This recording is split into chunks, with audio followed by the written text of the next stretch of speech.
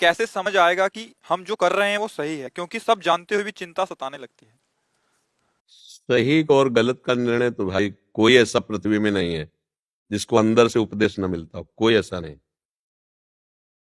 आप खुद सब लोग देखो कि आपको प्रेरणा नहीं मिलती कि आप गलत करने जाते हो तो अंदर से रोका जाता है।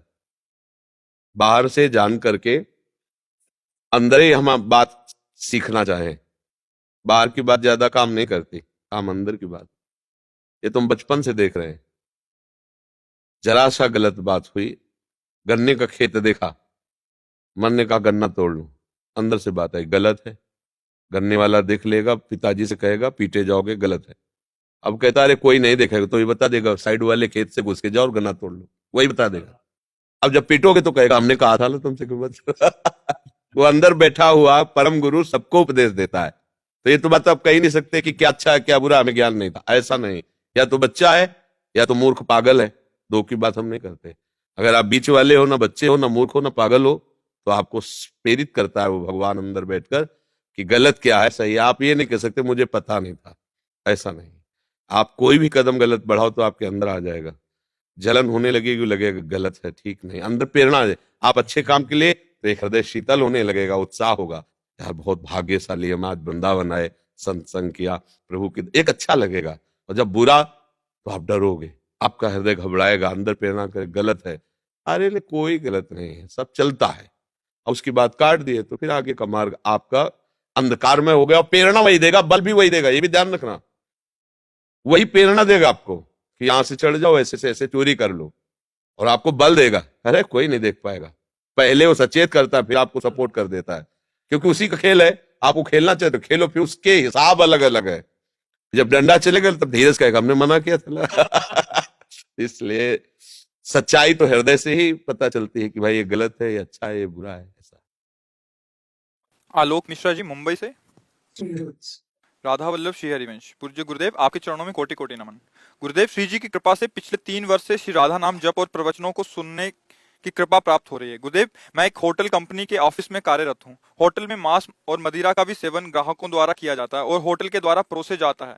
आपके एक प्रवचन में सुना था कि यदि मांस और मदिरा से अर्जित धन का दान अथवा सेवा नहीं करना चाहिए। पिछले कुछ वर्षों से यहाँ वृंदावन में भी रहकर सेवा नहीं कर पा रहा। महाराज जी, मेरा मार्गदर्शन करें जिससे मैं बेहिचक होकर सेवा कर सकूं।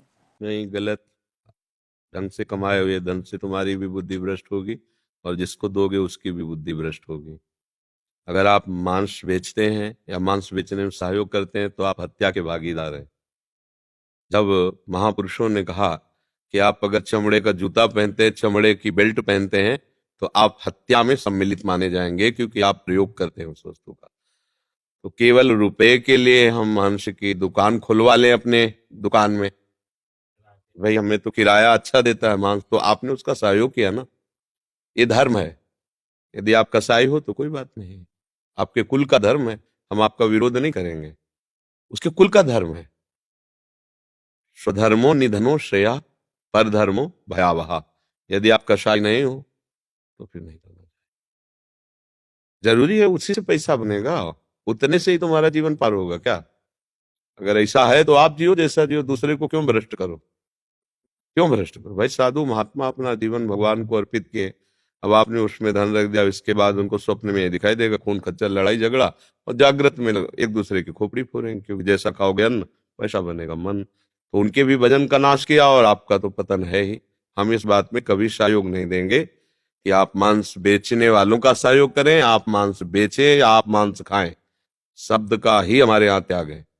हम धर्म से चलने के लिए आपको प्रेरित करते हैं। धन तो अन्य उपायों द्वारा कमाया जा सकता है, लेकिन धर्म नहीं। धन के द्वारा धर्म नहीं कमाया जा सकता। धर्म के द्वारा धन कमाओगे तो तुम्हारा मंगल होगा। हमारे यहाँ पुरुषार्थ जब वर्णन किया जाता है तो 4 पुरुषार्थ हैं। धर्म पहले है, फिर अर्थ है, फिर काम है और फिर मोक्ष है। धर्म और मोक्ष के बीच में अर्थ और काम को रखा गया है। धर्म से अर्थ कमाओगे तो कामनाओं की पूर्ति मोक्ष की तरफ ले जाएगी, और अगर पहले धन रख दोगे तो फिर धर्म पीछे हो गया, फिर ऐसी कामनाएं होगी तुम्हें नष्ट कर देंगी।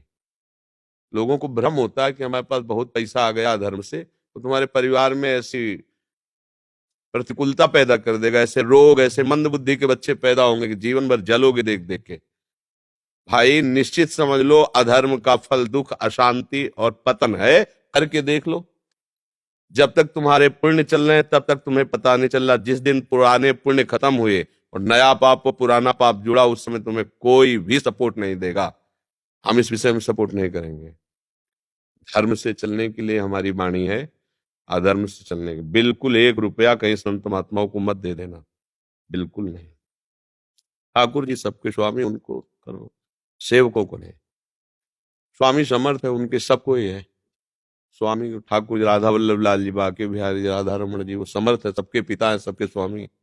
उनके सेवकों को नहीं। बहुत होश, साधु महात्माओं को बहुत होश में सेवा देनी चाहिए। आप पापाचरण करके आओगे, दोगे, उनकी बुद्धि भ्रष्ट होगी, डबल पाप लगेगा, क्योंकि वो भजन कर रहे थे, उनके भजन में विक्षेप हुआ आपके द्वारा। इसलिए सावधान रहे, हम इस पर सपोर्ट नहीं करेंगे। भाई अगर सब कोई मांस खाना बंद कर दे तो जीव हत्या बंद हो जाएगी कि नहीं बंद हो जाएगी? चमड़े का प्रयोग बंद कर दे तो हत्या फिर किस काम में आएगा? आप मांग कर, पहले था हमारे सनातन धर्म को भ्रष्ट करने के लिए अन्य धर्मावलंबी भोजन में गुप्त रूप से गाय का मांस मिला देते थे। आज आप देश विदेश घूम रहे हो, जो आपको मांस मिल रहा है, आप जानकारी करते हो क्या? बस पशु की तरह। मांस से आसुरी भाव का है कहीं ऐसा। मनुष्य के लिए कितने सुंदर सुंदर फल फूल हैं, पेय पदार्थ हैं। संयम से रहो, खूब हष्ट पुष्ट रहोगे। व्यभिचार करो, शराब पियो, मांस खाओ, कितने दिन स्वस्थ रहोगे? ये लोहे के थोड़ी यंत्र बने हैं। कर्म के अनुसार इसकी रचना, और तुम्हारे कर्म बिगड़ जाएंगे, यंत्र फेल हो जाएंगे, मरो फिर भोगो। तो आजकल कौन सुनता है संतों की बात? पर आप आए हो, कृपा पात्र हो, राधा राधा जपते हो, सुधर जाओ। अगर आप ऐसा कमाते हो तो अपने लिए रखो, संतों को मत दो। हम तो कहेंगे कि लेबरी कर लो, अच्छा है, मेहनत किए, तसला ढोए, 500 रुपया मिला ना, हाँ, अब 50 रुपया ला करके अगर संतों को दे दोगे तो बहुत बड़ा दान हो गया, बहुत बड़ा दान हो गया। समझ? 1 अरबों रुपया कमा रहा है, बेईमानी से वो कर रहा है। आप फावड़ा चलाए ना, मेहनत किए ना, 5 रुपया भी दे दिए तो बहुत बड़ा दान हो गया। आप सुन, वो संतों का भजन बढ़ाएगा तो आपको आशीर्वाद मिलेगा। आप कारण बने उनके भजन बढ़ाने के, तो आप भी सम्मिलित हो गए। वो भजन मिटाने के तो फिर है, अन्न का प्रभाव होता है। करमवीर जी चंडीगढ़ से। श्री हरिओम। श्री सदगुरुदेव भगवान, आपके चरणों में कोटि कोटि दंडवत प्रणाम।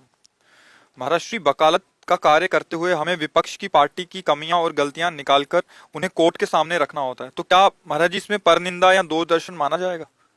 इसमें तो एक खास बात नहीं, खास बात ये कि अगर हमें पता है कि इस आदमी ने पापाचरण किया है और मुझे 5 लाख रुपया दे रहा है कि मुझे बचा लो, नहीं लेना है। अगर जीवन सही बनाना है तो, जीवन में सुखपूर्वक जीना है तो, रुपया सुख नहीं है।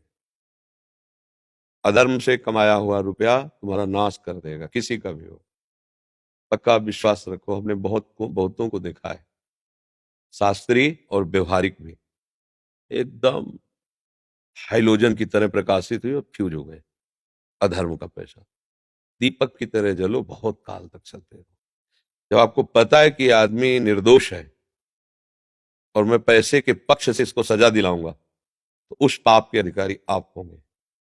आपको असली न्यायाधीश से दंड मिलेगा, क्योंकि आप जानते थे कि ये निर्दोष है, पर अपने पक्ष का आदमी दोषी है, पर मुझे इतनी धनराशि दे रहा है, मैं हर तरह से बुद्धि के द्वारा निर्दोष को दोषी साबित करके उसे दंड दिलाऊंगा। तो वहां हमारी अदालत में किसी वकील की जरूरत नहीं पड़ती।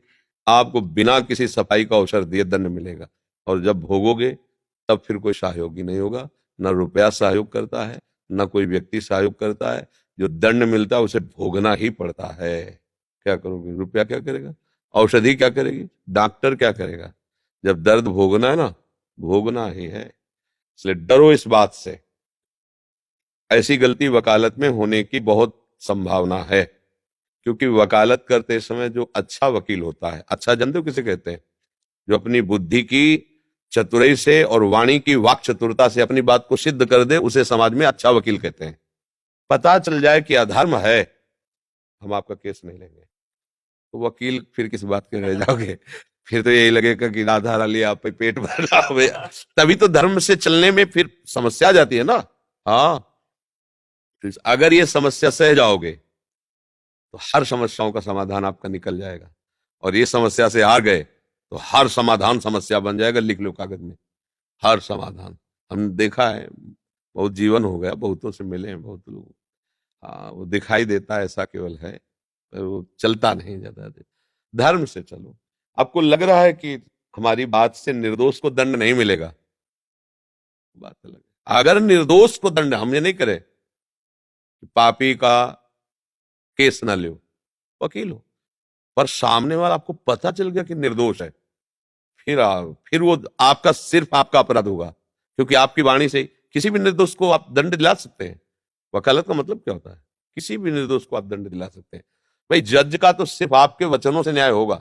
आप पॉइंट पेश कीजिए, आपके पॉइंट अच्छे निकल गए, उसको समझ में आ गया, अब पॉइंट ढूंढना ही वकील का काम होता है। पॉइंट बनाए भी जाते हैं, नए बनाए जाते हैं, गवाह नए बनाए जाते हैं। एक गवाह को गए थे, रसगुल्ला पवाया गया, रबड़ी पवाया गया, कुछ पैसे दिए गए, तो आप 5 मिनट इतना बोल दीजिए, ऐसे से ऐसा बोलो। और वो समझ रहा मैं रबड़ी रसगुल्ला में नरकगामी बनोगे, तो झूठ बोलकर किसी को सजा दिलाने जा रहे हो, तो बहुत मतलब ये चीजें ध्यान रखने की है। पर ये चीजें संसार में लोग ध्यान नहीं देते हैं। आप परमार्थी को इसलिए ध्यान देना, भले नमक रोटी खाना, पर ऐसा कोई बीज मत बोले ना जो आपके लिए ही दुखदायी हो।